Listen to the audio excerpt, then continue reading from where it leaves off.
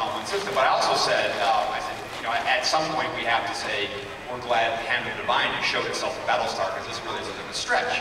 Now, Jane took everything that I'd laid out, and she did a masterful job. Well, she's Jane. And one thing she did I thought was really cool is I said that we could have two planets being a binary. You know, some people consider Earth-Moon system a binary planet, so we could have two planets in mutual orbit. So what she did is she took that and she put Caprica in mutual orbit with Gemini. Okay, here you have the Las Vegas planet in orbit with the Salt Lake City planet. If anybody's going to develop Cylons. So yeah, we actually had, and a couple other things, but Malcolm MacGyver is the guy. Now, one thing, Discover Magazine just launched a section called Science Not Fiction. It's a series of blogs covering aspects of science from a kind of a science fiction standpoint.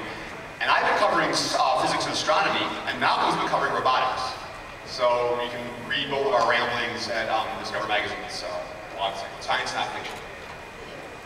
We have time for one more question, and then we're going to have to... Yeah, my question's for the Cylon. Bring it on. So, what were some of your challenges portraying such a complex and conflicted character as Chief Tyrrell?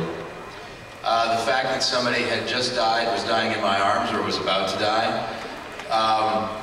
You know, it really was such a wonderful gift because the writing was so great, and it really wasn't that hard of work other than getting to the emotional, finding your emotional availability and getting to that place. But it's pretty easy when the script is that good to just show up and say your words as simply as you possibly can, or to say to the writer, you know what, instead of saying something here, I'm just gonna give them a look.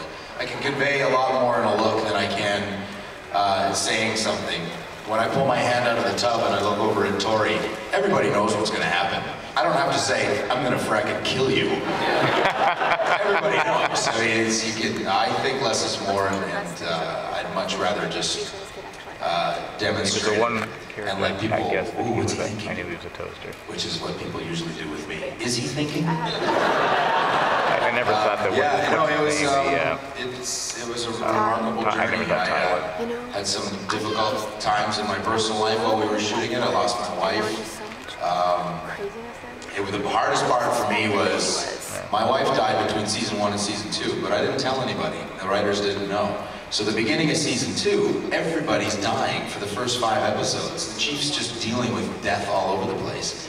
And so I hadn't dealt with the loss of my wife, so I'm sort of kind of doing it through the loss of all of these characters. And it was a really kind of strange experience for me. I would go home and just, I'd be emotionally exhausted. Michael Reiner knew, and he would ask me, can you do another take? Are you all right? So that was my biggest challenge, was sort of dealing with what was going on personally and then dealing with the show professionally. But I'm pretty proud of what we did. Absolutely. That was awesome.